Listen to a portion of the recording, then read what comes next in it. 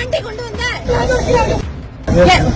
அப்பயே விடல நீனு இப்ப தூங்கிட்டு இருந்த ஆளு வந்து எனக்கு கம்ப கொண்டு அடிக்க நீ வச்சாளா செருப்பு நாலு என்னல என்ன அடியில வாடி மூஞ்சு முகரையும் கெட்ட வார்த்தை போட்டா நீ பெரிய இதுவா நீ முதல்ல அப்பவே உன்னை ஸ்டேஷன் வண்டி விட சொல்லிருந்தா ஸ்டேஷன் வண்டி விட சொல்லிட்டு அப்பவே விட சொல்லியிருந்தா அப்பவே உன்னை விட சொல்லியிருந்தா இப்ப என்ன மயத்துக்கு போவாரு அப்பவே விட்டுடல என்ன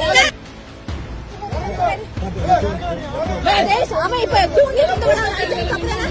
தூங்கிட்டு இருந்த ஆளு அடிக்கலாமா கம்பு கொண்டு வந்திருக்காவே கம்பு கொண்டு வந்திருக்கா எதை கொண்டு வந்தா பிள்ளைக்கு சாப்பாடு வாங்க சென்ற கணவரை விட்டு சென்ற பேருந்து தட்டி கேட்ட மனைவி மற்றும் கணவனை பேருந்துக்குள் அடியாட்களுடன் தாக்கிய டிரைவர் பெண்ணிடம் எகிரி வந்து தகாத வார்த்தையால் திட்டி அராஜகம். அப்பவே ஸ்டேஷனுக்கு வந்த வண்டி விட சொல்லியிருந்தா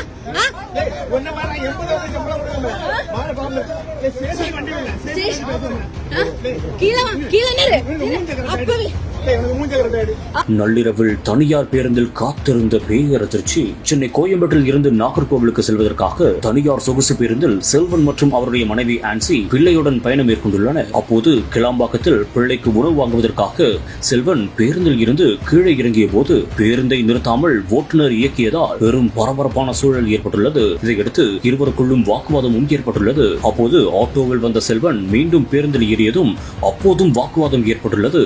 இதையடுத்து விழுப்புரம் மாவட்டம் விக்கிரவாண்டி அருகே உணவிற்காக பேருந்து நிறுத்தப்பட்டுள்ளது. அப்போது பேருந்து ஓட்டுநர் மற்றும் அவருடன் இருந்த 5 பேர் சேர்ந்து இரும்பு கம்பி மற்றும் உருட்டுக்கட்டை உள்ளிட்டவர்களுடன் செல்வன் தம்பதியினரை தாக்கியதாக கூறப்படுகிறது.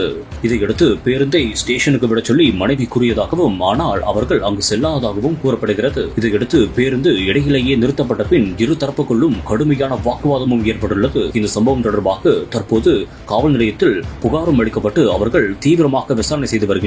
மேலும் இந்த சம்பவத்தில் தொடர்புடைய செல்வகுமார் மற்றும் ராமகிருஷ்ணன் உள்ளிட்ட 5 பேர்கள் மீது வழக்கு பதிவு செய்து விசாரணையும் செய்யப்பட்டு வருகிறது.